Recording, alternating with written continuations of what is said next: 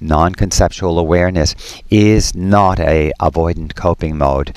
We get better in this process of observation. This is now let's talk about today's session is a exposure to the maladjusted coping modes. Let's remember what they are.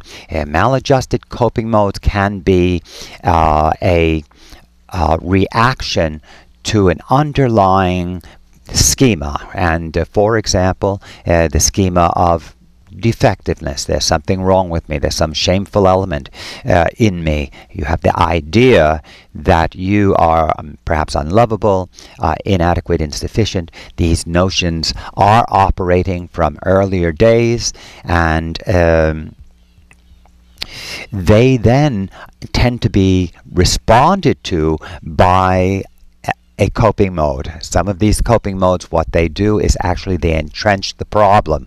They perpetuate the problem. So if you try to compensate for a sense of inferiority, for example, with an effort to be superior, to look good, to be impressive, you are, in the terms of your fear, you are actually in a life trap. So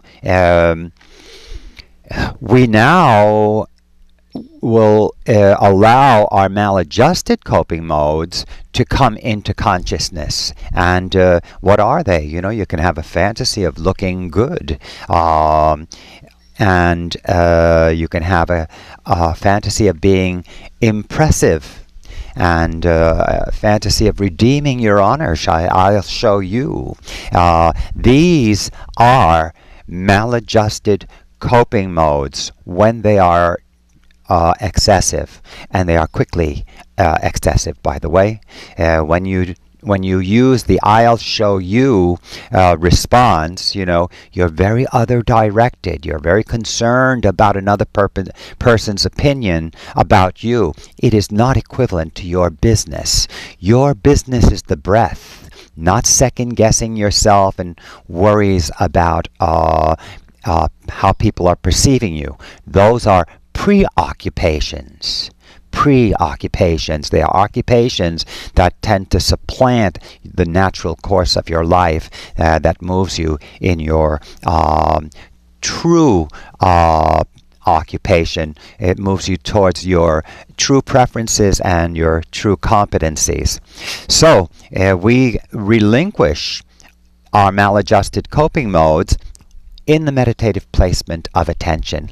We simply let them pass. If you're a cigarette smoker, very high levels of smoking cigarettes, that it tends to be a bit of an avoidant type of practice.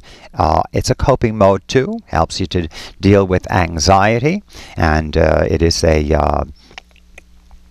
it activates the brain. It's a stimulant, and so in the practice of mindful exposure to maladjusted coping modes, we indeed do sit, and we breathe. Now you would need to be familiar, you're going to need some psychological insight to recall your maladjusted coping mode. One of my favorite maladjusted coping modes is looking good, redeeming honor, being impressive. So what I do is I recall the desire to look good in the eyes of others, this performer,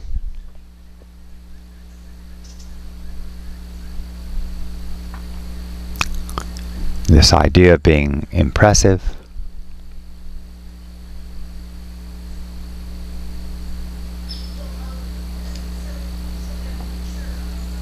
And I realize that I'm currently not in that space.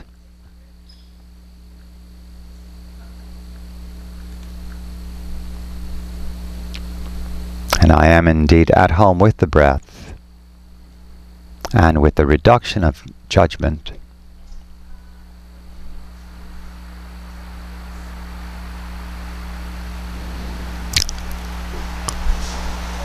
and I enter mindful exposure to the present. So I had the images of my maladjusted behavior. I had images of seeing myself speaking to an audience, feeling somewhat uncomfortable when I did. That was my social anxiety. That was my investment in being impressive, looking good. And I modulate from those images.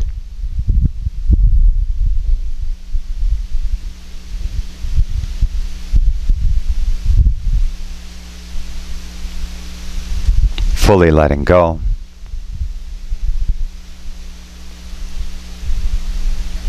Being here.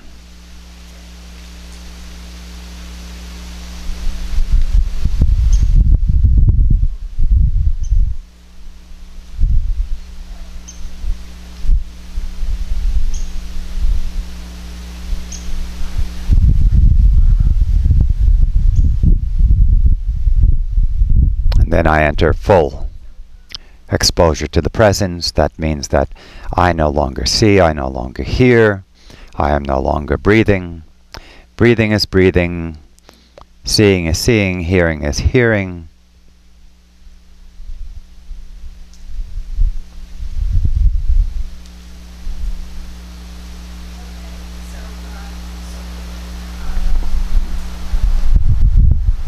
And then I take a second exposure in the same way. So, we are modulating out of an idea. We sit still, learn to sit still. And we allow ideas to come into our mind. We inspect them, experience them, allow them to drift away. And this is non-reactivity. This is a critical answer to our psychological suffering. Critically important, folks. We can live for a great deal of our day in the meditative placement of attention. In other words, it's a non-judgmental. I do it quite a lot on the subways on my way to work in New York City. And I take that time out to sit and to observe. And I practice letting go of judgments. Judgments occur and then we just let them go. It's not an ideal, a philosophy of one way or another. It's not to be living this way. It is the inclusivity of having this perspective. It is a non-dual perspective, and we still live with duality. So they're both still around. However, they appear to be somewhat either one or the other. Actually, they're neither. We accept both of them. However, non-duality needs to be practiced and needs to be understood. We do need to see it. It is actually the situation, and that is when we let go of this constant attribution error that it is our action that is occurring. And it's okay to have that idea. You need to be you. But we also need to understand that it is indeed the universe that is occurring. It is not personal. It is as it is, and you and I are part of that. So this was a brief conversation about the fourth practice in mindfulness based anxiety reduction. Which recruits meditation to heal a trauma, a disappointment, frustration, and psychological disturbances. We can reconstruct our self-conception and our world view from the one that we already have. So we need to hold on to our current karma. It has to stay. We put it in its place, and we include this extraordinary wisdom to be still And, you know, as they say in the Hebrew Bible, to know that I am God, this is not an elevated condition, but we know that it is God in fact, so to speak, that is here. It is the universal spirit unfolding in what appears to be time-space. So I hope this was helpful, and maladjusted coping modes can include quite a lot of behaviors, and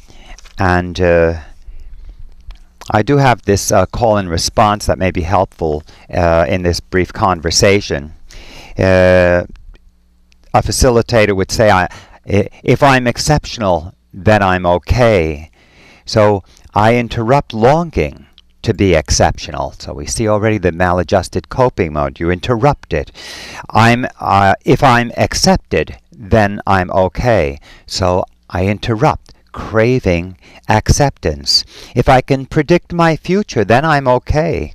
I interrupt relying on worry. If I can escape discomfort, then I'm okay. I interrupt dreading discomfort. So you're seeing how we are in the full toleration of existence. I'll finish this up. I interrupt being judgmental. Caught in the terms of our fears, we are left rigid and fragile. So we end up in the terms, you know, you're exceptional, you're not exceptional. Well, if you're not exceptional, let's become exceptional. So you are invested in these. It's a matter of degree. Nothing wrong with distinguishing yourself. That's fine. However, when it becomes somewhat obsessive, you are in a maladjusted coping mode. This rigidity does not help. It is a form of suffering. Okay, so the next tape will be mindful exposure to the images of people. I have a tape already on that. You can observe that. The last one is mindful exposure to well-being. Here we expose ourselves to a actually supportive idea, the idea that the universe works and that we are the universe, therefore we are working. It is indeed comforting, very good. Produces a kind of a placebo effect, a positive expectation, which helps positive things to unfold. But here too, we modulate from that and enter the meditative placement of attention, which is the abode of complete trust and faith. That's where we're going. And we live our lives as universal creatures to some extent, rather than the namesake Caesar's life. Okay, thanks so much for tuning in, and we'll see you again.